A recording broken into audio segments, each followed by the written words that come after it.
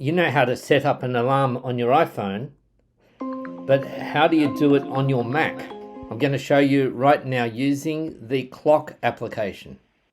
So this is for macOS Sonoma version 14.0.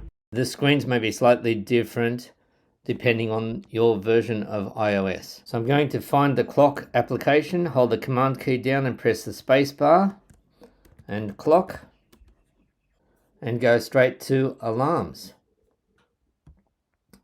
And here is where we can set the alarm. You can set it for certain days.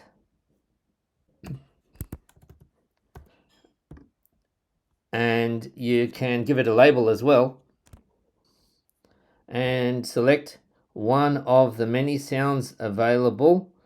And there's a lot of different options here, as well as these classic ones.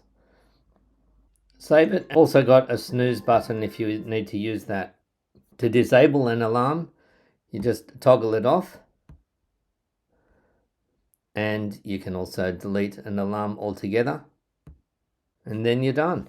Now, if you want to learn more about the clock app, setting alarms, setting your stopwatch, timers, and world time clock, then check the link in the description to this video.